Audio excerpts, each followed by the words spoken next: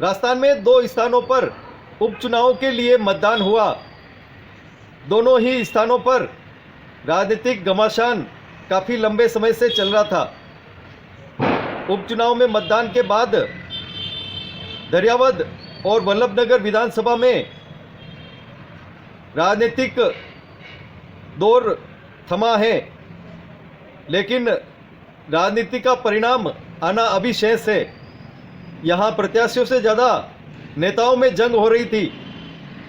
वर्तमान के मुख्यमंत्री हों या भावी मुख्यमंत्री हों, भारतीय जनता पार्टी के नेता, कांग्रेस के नेता और अन्य पार्टी के नेताओं में आरोप प्रत्यारोप की जड़ियां भी लगी थी।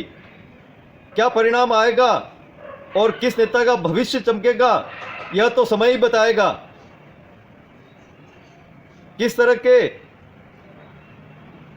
दृश्य रहे मतदान के और क्या कहा नेताओं ने, क्या कहा मतदाताओं ने, देखिए हमारे साथ ये खास खबर। बीजेपी तो वहाँ मेरे ख्याल से 4th नंबर पे चल रही है। जो मैंने सुना है कि बीजेपी वहाँ 4थे नंबर पर है वल्लभनगर में, इसलिए वो थोड़ा बौखलाए हुए हैं, तो इसलिए बयानबाजी करते रहते हैं। हम तो अपना काम करते हैं। हम तो जो हमारे काम हमने किए हैं 2.5 साल के अंदर, उन उपलब्धियों के आधार पर बात कर रहे हैं वहाँ पर, और वो हमारा एजेंडा आगे भी काम करने का है। तो जनता ने वादा कर रहे हैं कि आप हमें एक मौका और दो, जिससे कि सरकार मजबूत हो, मजबूती से काम करे और आपका विकास के काम हो। ये हमारी थीम है वल्लभनगर में भी, दरियावद के अंदर भी। अच्छा रिस्पॉन्स मिल रहा है वहाँ पर। उम्मीद है कि दोनों सीट हम जीत जाएंगे। राजस्थान के मुख्यमंत्री अशोक गहलोत का यह वक्तव्य लगता है राजस्थान में उनका परचम फहराएगा, लेकिन राजनीति तो राजनीति है। किस और ऊंट करवट बैठेगा और क्या गोल खिलाएगा, समय कभी एक सा नहीं होता है, वो पलटता ही रहता है। कभी इस पार तो कभी उस पार जाता ही रहता है। नेता आते हैं, नेता बदलते रहते हैं और जनता किसे चुनती है, किसे विजयी बनाती है, यह तो समय ही बताता है कि कौन जीतता है, कौन हारता है। वल्लभनगर और दरियावद में विधानसभा के उपचुनाव हो रहे हैं। यहाँ प्रत्याशियों से ज़्यादा नेताओं में घमासान दिख रहा है। वोटिंग हो गई है और अब परिणाम बाकी हैं, लेकिन राजनीति किस और करवट बैठेगी और किस नेता को चमकाएगी, स्थानीय स्तर पर और प्रदेश स्तर पर भी, क्योंकि इसी उपचुनाव के बाद राजस्थान की राजनीति में नए समीकरण बनने वाले हैं। आम जनता तो आम जनता है। क्या कहती है आम जनता और क्या कहते हैं नेता, हमारे साथ देखिए वल्लभनगर और दरियावद विधानसभा का ये खास कवरेज।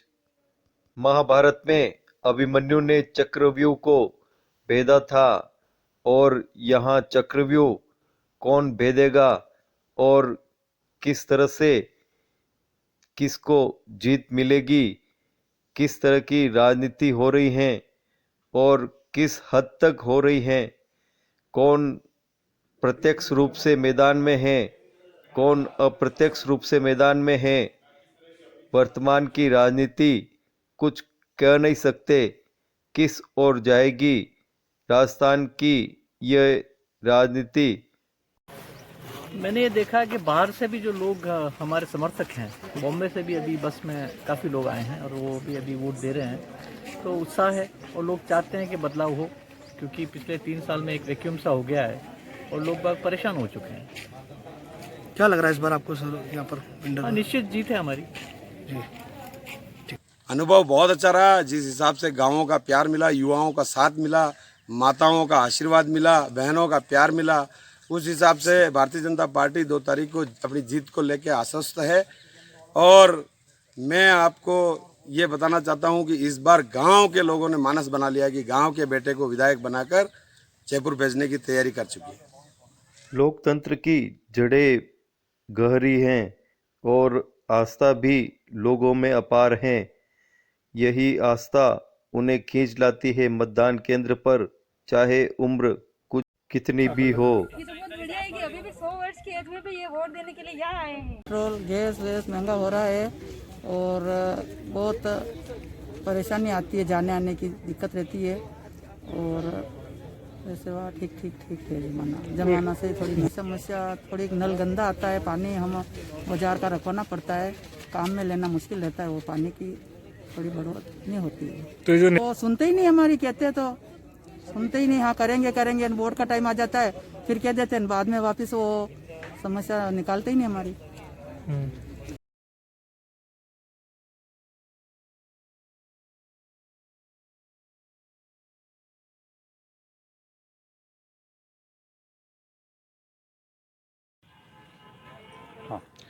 वोट तो देना ही चाहिए हर एक को, है ना। और यहाँ की जो वल्लभनगर की मूल समस्याएं हैं वो है रोज़गार की, है ना। तो यहाँ पे हम चाहेंगे कि इन फ्यूचर रोज़गार की ऐसी यहाँ पे संभावनाएं पैदा हो, तो यहाँ का जो पलायन है बाहर गुजरात में या बाहर जहाँ पे भी काम, महाराष्ट्र वगैरह बाहर जाते हैं काम करने के लिए, उनको यहाँ पर रोज़गार मिल जाए ताकि वो यहीं पे अपनी जीविका उपार्जन कर सके। जी। और क्या ऐसी समस्याएं हैं जो आम जनजीवन को प्रभावित करती हैं? बाकी सर जो बेसिक समस्याएं हैं, हॉस्पिटल की है, बिजली की है और सड़कों की है, यही रहती है। तो इनको अगर पूरा होते हैं तो अच्छी चीज़ है, ये होनी चाहिए। विकास के हिसाब से देखकर वोट डाला है। और पानी की समस्या भी है, हमारे पानी की समस्या भी धीरे धीरे सही हो रही है और बढ़िया ही रहेगा ऐसे। महंगाई हर चीज़ में बढ़ रही है, ऐसा कुछ नहीं है। महंगाई तो हर आदमी आम हर चीज़ बढ़ रही है, इसमें किसी महंगाई की कोई बड़ी बात नहीं है। तो महंगाई बढ़ रही है तो इनकम भी बढ़ रही है वापस इंसान की, इसमें कोई बड़ी बात नहीं है। तो पेट्रोल डीजल बढ़ रहा है तो इसके साथ साथ और इनकम भी बढ़ रही है आम आदमी की। पर मैं एक तो औद्योगिक क्षेत्र, कॉलेज इसे होना चाहिए जिससे आम मतलब बेरोजगार लोग काम में लग सकते हैं। पानी के लिए भी चल रहा है प्रोसेस वगैरह। विंटर में तो हमारा पानी की ठीक है, वैसे कोई कमी नहीं है। ठीक है, आसपास के गांव में है तो वो भी ठीक धीरे धीरे सही हो जाएगी। जी सर, एक्चुअल में तो ये है कि बिंडर में अभी तक तो कोई बड़ी फैक्ट्री वगैरह है नहीं जिससे यहाँ के लोग बाहर जाते हैं। उदयपुर साइड मतलब यहाँ से 60 किलोमीटर दूर है। मैं ये चाहता हूँ कोई भी नेता है वो यहाँ पे सबसे पहले फैक्ट्री लगाए ताकि क्या यहाँ के लोग बाहर नहीं जाने पड़े उनको। मेरा मेन मुद्दा ये है कि यहाँ पर नौकरी के मतलब सॉरी क्या बोलते हैं उसको, आयाम बढ़े यहाँ पर। जिस तक तो ऐसा देखा नहीं है, बट देखते हैं अब की बार क्या होता है। 2 साल के लिए टाइम दिए हैं और रोजगार ही है क्योंकि यहाँ के हर एक बंदा जो भी बाहर जा रहा है छोटे से रोजगार के लिए उसको बाहर जाना पड़ता है। उसके घर की रोजी रोटी भी वो यहाँ रह के नहीं कमा पाता है, इसलिए वो बाहर जाता है। पानी बिजली के एक्चुअल में वैसे तो ऐसा कुछ नहीं है, तभी तो ठीक है। क्या नाम आपका? मंगल कुमार मोदी। जब भी चुनाव आता है प्रशासन के लिए चुनौती बन जाता है शांतिपूर्ण चुनाव कराना।